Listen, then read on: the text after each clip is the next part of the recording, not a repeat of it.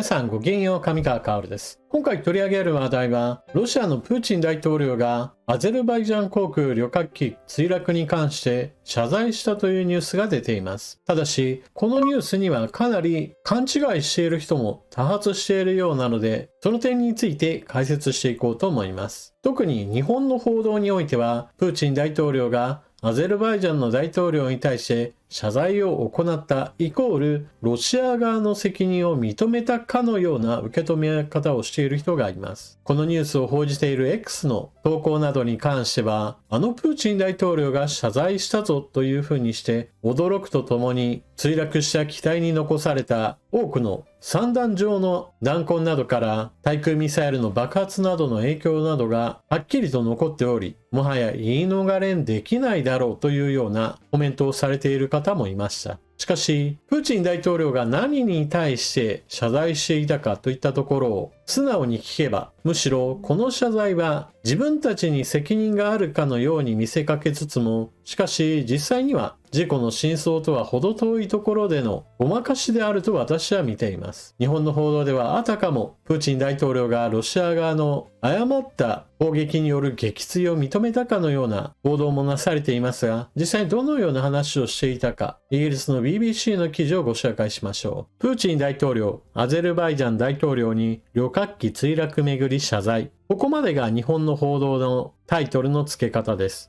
BBC はそこに一行加えています。ロシアの責任認めず。ロシアのプーチン大統領は隣国アゼルバイジャンの旅客機がロシア領空からカザフスタンに墜落した事故をめぐり、アゼルバイジャンのアリエフ大統領と電話協議し、ロシア領空で悲劇的な事態が発生したと謝罪した。ただし、ロシアに責任があるとは言わなかった。プーチン大統領は電話でロシア領空で悲劇的な事態が発生したことを謝罪し、遺族に改めて誠心誠意から深い追悼の意を示すほか、負傷者の速やかな回復を願っていると伝えた。25日の墜落について、プーチン大統領が公にコメントするのはこれが初めて。こうした謝罪が発表されるのは異例。クレムリンの発表によると、旅客機が目指していたロシア・チェチェン共和国グロズニーの空港に繰り返し着陸しようとしていたことや、当時はグロズニー、モズドク、ウラジカフカスなどがウクライナの無人機で攻撃されている最中で、ロシアの防空システムがそうした攻撃を撃退した最中だったことを認めたという。ロシアによるミサイルがアゼルバイジャン機に当たったのかどうかについては、クレムリンの発表は直接言及していない。プーチン大統領の発言公表に伴い、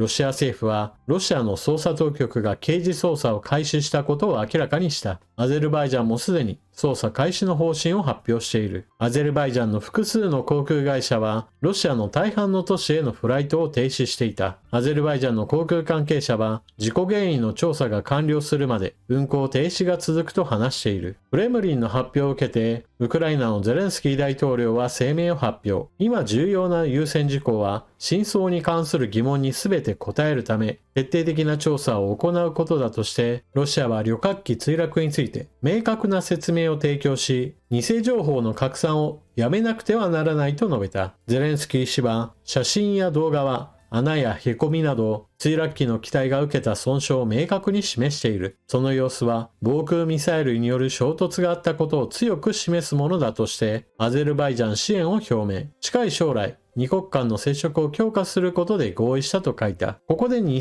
情報の拡散という部分についてなのですが、現在ロシア側のテレグラムの中などにおいては、今回アゼルバイジャン機が墜落するに至ったその原因はウクライナ側の攻撃が主な原因であり、ロシア軍による誤射といった話については書き消されるような情報拘束が盛んに行われているようです。しかし BBC の記事はこのように続けました。アゼルバイジャン航空はカザフスタン西部アクタウ近郊に緊急着陸しようとしたが墜落して炎上した。旅客機はカスピ海を渡ってカザフスタンへ迂回するより先にロシアの防空システムに迎撃されたと考えられている。アゼルバイジャン航空は外部からの物理的技術的干渉が航空機の墜落原因だと予備調査で示されたと発表したが、詳細は明らかにしなかった。他方、アゼルバイジャンの航空専門家らは、旅客機の GPS が電波妨害を受けた後、ロシアの防空ミサイルの破片で機体が損傷したようだと指摘していた。ナビエフ運輸相は、生存者は例外なく全員旅客機がグロズヌイ上空を飛行中に3度の爆発音を聞いたと証言していると発言。捜査当局は今後、どのような武器、あるいはどのようなロケット弾が使用されたのかを調べることになると述べていた。アゼルバイジャンのベテラン操縦士はメディアに対し、ミサイルの破片で機体を制御する油圧装置が損傷したと話していた。ミサイル自体が機体に命中したのではなく、ミサイルの破片が当たった。ミサイルは機体に到達する前に約10メートル離れた地点で爆発したのだという意見だった。墜落機の操縦士たちは命を落としたが、機体の一部を着陸させることに成功し、29人の命を救ったと称えられている。当初ロシア当局はバードストライクが原因で機体が損傷したという話をし、その後付け加える墜落原因として酸素タンクの爆発といった話などもしていました。しかし、生存者が機体内部での爆発音ではなく、機体の外で爆発音があったといった証言を共通して行っていることから、ロシア当局の当初発表といったものが真っ向から否定されています。また、プーチン大統領もそのことに関しては現在では話をしていません。バードストライクや酸素タンクの話は一旦そもそも言及しないようにして、グロズヌイの空域において何らかの原因が発生し、旅客機が墜落してしまったことを、具体的に誰が悪くて何があったかについて詳しく話をしない上で、あくまでも亡くなった人たちに対する哀悼の意を示しただけです。ですからこれは謝罪というよりはお悔やみを申し上げたといったような感じの話で、決して責任問題や事故原因について真相を語ったものとは非常に程遠いものだと言えます。むしろゼレンスキー大統領が言っていたようなこの後の偽情報の拡散に伴って、ロシア側はあくまでも今回のような事故が発生したのはウクライナによる攻撃が原因だとするような主犯説もしくは責任論をウクライナ側に押し付けるための言動をしている可能性の方が私は高いと思います。そして今回アゼルバイジャンの大統領との電話会談、それ以後においてアゼルバイジャン側の行動にも変化があったそうです。それは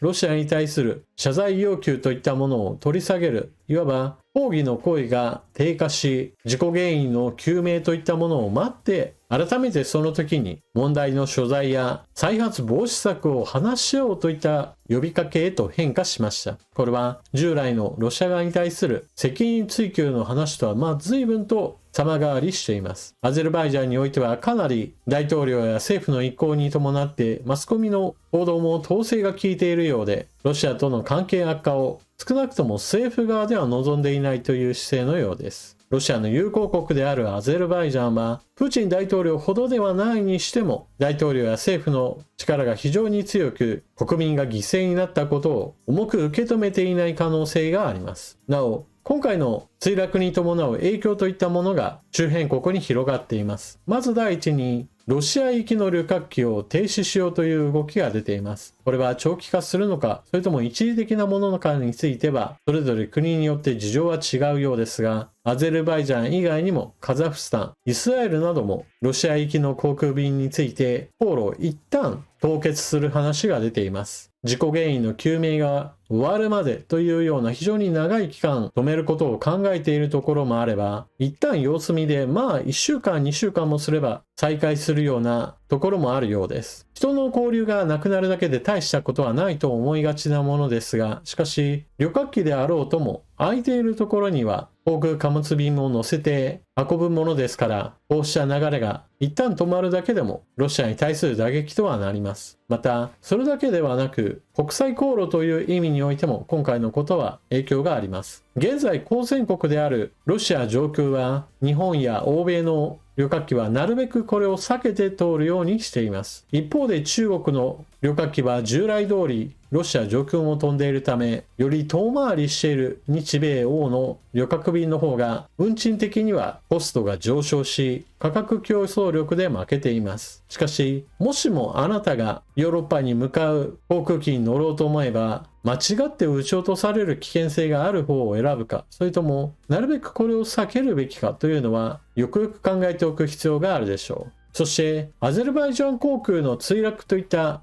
非常に大きな出来事があった後にも、今日、韓国で非常に大きな航空機事故が発生しました。乗員乗客181名が乗るタイ・バンコクから韓国へと向かってくる旅客機がバードストライクが原因だと思われる不具合により胴体着陸。しかし、速度を十分に落としきることができず、滑走路外の壁に衝突し、2人の生存者を除いて全員が絶望的だという非常に衝撃的なニュースです。ただし、この韓国の旅客機についてなのですが、非常にわからない、非常に不合理だと思えるような話が多く出ています。というのも、バードストライクによってエンジンの1機が不具合を起こしただろうとは言われているのですが、今回の胴体着陸に関しては、なぜか着陸装置も不具合を起こして、一つの着陸装置も降りていない状態での完全な胴体着陸を強いられたというのです。また、バードストライクということだけでは説明のできないような、ちょっと奇妙な行動もしています。例えば今回事故を起こした旅客機は燃料を空中で投棄することができず、着陸時にはかなり燃料が残っていたのだと言われています。そのために滑走路をオーバーランして壁にぶつかった時には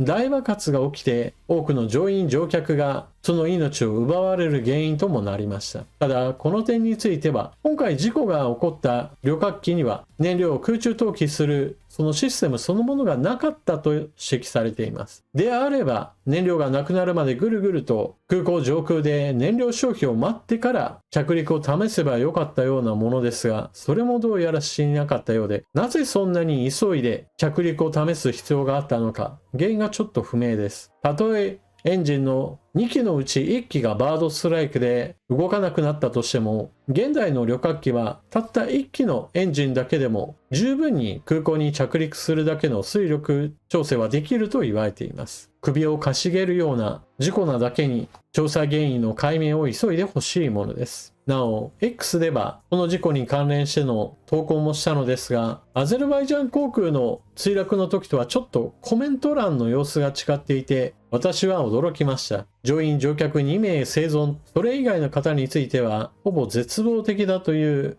このニュースに対してコメント欄では多くの韓国人が亡くなったことをお祝いするといったような内容のコメントが何件も入ってきたのです。私はこのチャンネルで韓国の反日政策について批判する動画を何本も上げています。しかしだからといってこうした事故に関連しての発言として亡くなった人たちに対する侮辱的なコメントをするその神経は私にはちょっと受け入れがたいものです。問題のある政策や問題のある言動と事故と全く分けて考えるべきもので、自分の考えを外に出すときには一旦冷静にそのコメントの中身を吟味する必要があると私は思いました。というわけで今回の動画はここまで。アゼルバイジャン航空の墜落事故に関してプーチン大統領が謝罪をしました。しかしその謝罪内容といったものはあくまでもロシアによる間違った撃墜についての話をしているわけではなく、亡くなった人たちに対する哀悼の意を示すものに過ぎません。むしろプーチン大統領はこの後ウクライナに責任転嫁をするのではないかと私は見ています。あなたは今回の話を聞かれてどのようなことを思われたでしょうか。ぜひともコメントしていってください。それでは動画を最後までご視聴いただきありがとうございました。次回の動画でまたお目にかかりましょう。またね。